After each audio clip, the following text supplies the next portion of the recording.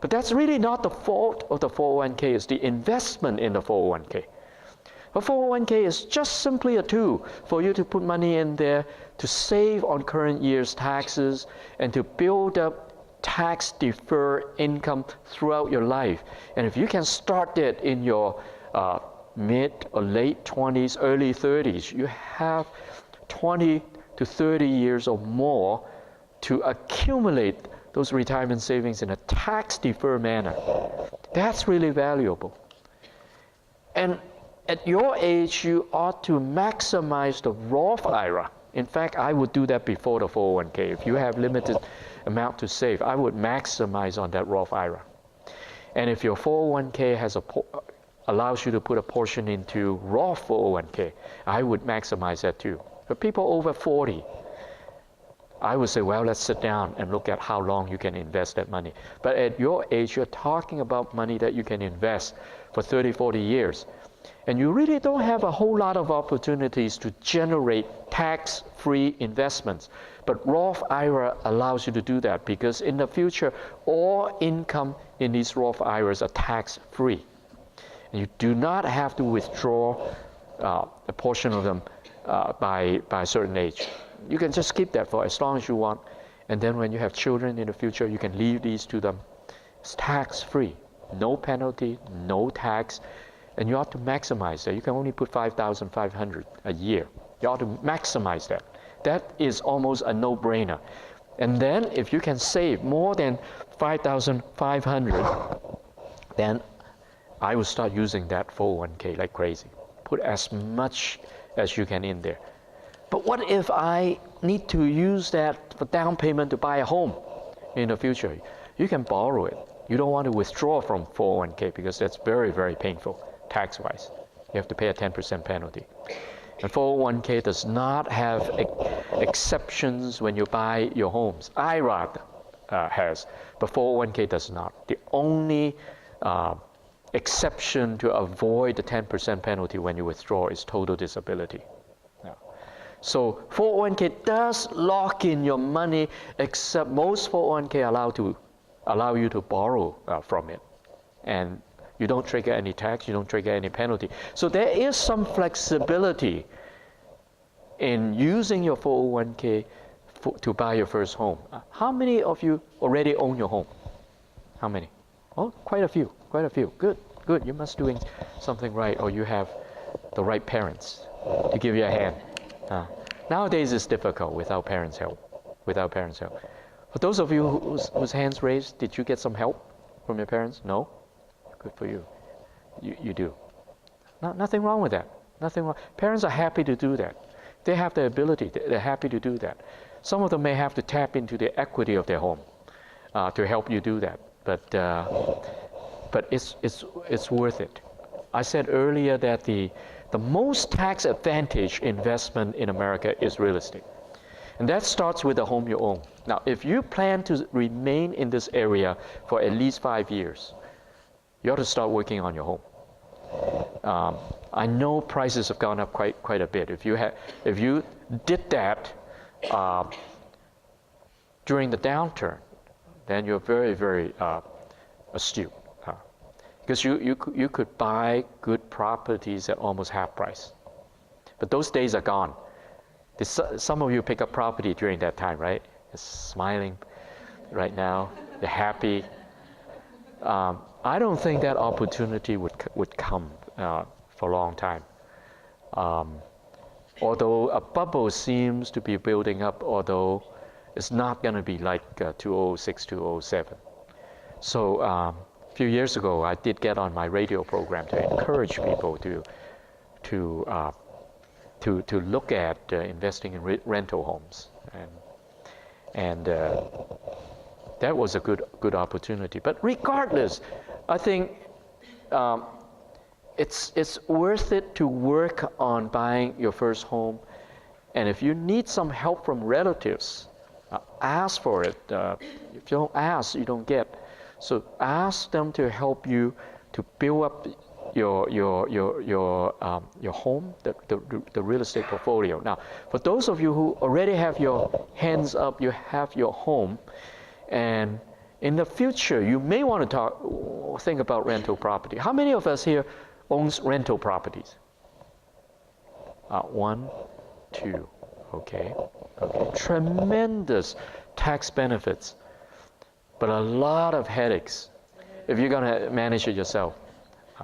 But sometime down the road, some of you may want to look at rental property because that gives a lot of tax benefits. On my website, I explain all the tax benefits.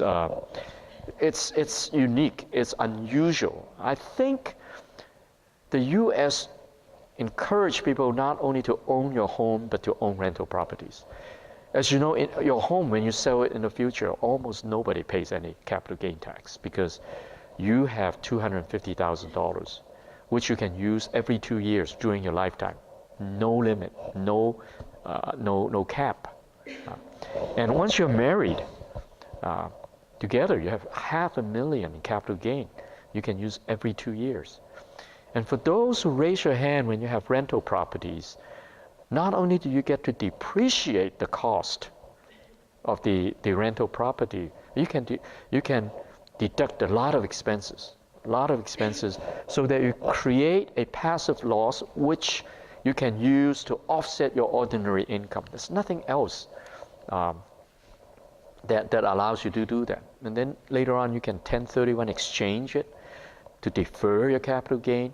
And then in the future you can move in, you can exchange into something, you can move in and live for 2 years. You get a portion of your capital gain exempted by your $250,000 exemption. So there are a lot of legal tax maneuvers to enable you to almost not only not to pay any taxes, but also to get a lot of tax deduction against your ordinary income. It's just tremendous tax benefits. So in your future investment portfolio, it's good to have a portion of it in real estate. Now, investment portfolio, I'm talking about you save some money and you put it into a variety of assets, different kinds of assets, and there are only a few different classes, not that many. You put into stock via direct stock investment or mutual funds or exchange traded funds. That's a new tool. Or you put into real estate, or you put into bonds or bank savings. There are only a few categories.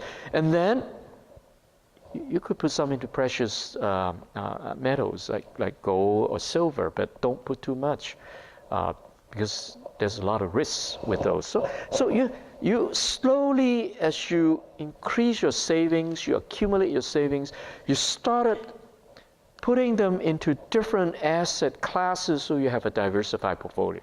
That's what you want to work towards. At the beginning, you don't have enough assets to diversify. It's understandable. But then, after you started working, from the 5th year, you started saving money.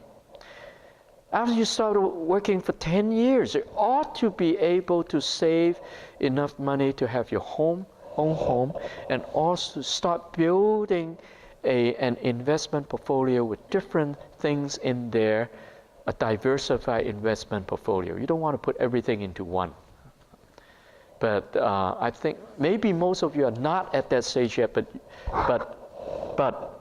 you work towards that. You work towards that is eventually you want to diversify your investment. It's not something that you can do when you only have like $10,000, $20,000. But that's a good start. That's a good start. But you work towards a diversified investment portfolio, and when you reach your 40s, you start managing that diversified portfolio. Okay. Insurance. What about insurance? Insurance for single people is necessary. Life insurance definitely is not necessary. But one insurance that is critical, and in fact is illegal if you don't have it, is your auto insurance. Lately, I've handled 2 or 3 cases where people got into an accident. It was their fault. Then they found out their liability coverage is inadequate. Because in California, all you need is $15,000 in liability coverage for one person that you injure or kill. You only need $15,000. And then you need $30,000 to cover everyone in an accident. Total payout, $30,000, that's the minimum. Then you're legal. But imagine, you get into an accident, it's your fault, and that person has to be admitted to the hospital for a week. There's $100,000 a week. And then your coverage is $15,000.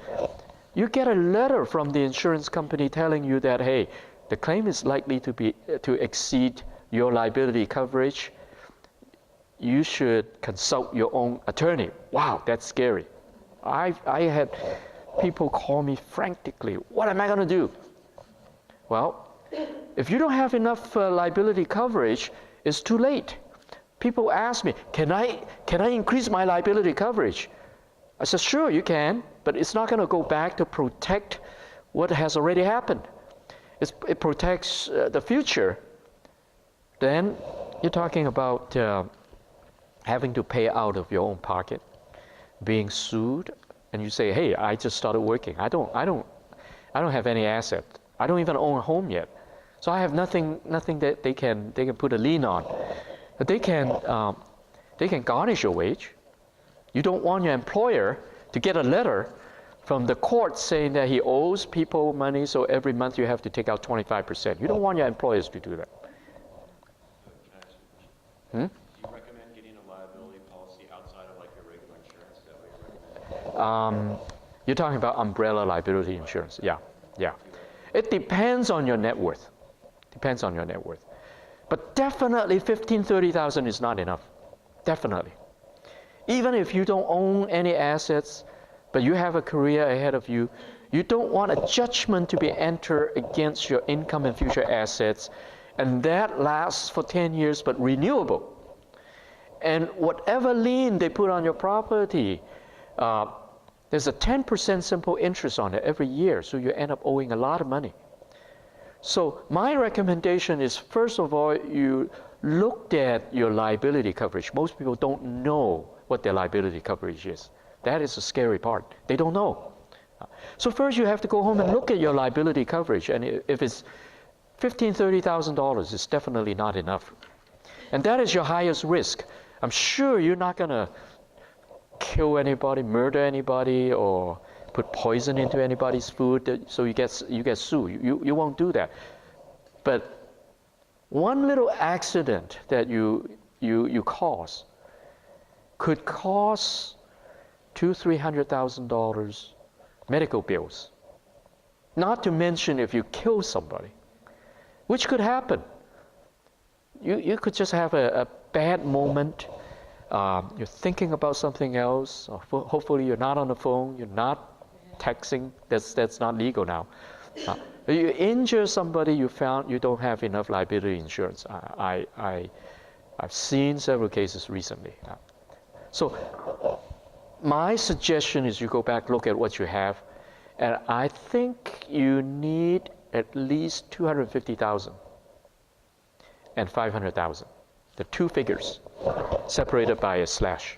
$250,000 is one person's injury, and the bigger figure is per accident, no matter how many people. That's what your insurance policy is going to pay, the maximum they're going to pay. And whatever is over that is for your own account. That is your own exposure. That will kill off your financial stewardship, your savings plan, your investment plan, and all that, just like that. One accident. So my suggestion is for most people, if you don't have a lot of assets, you don't have a big net worth, you maximize what you can get on your policy. But once you build up enough net worth, you want to add on top of that. What this brother is asking is,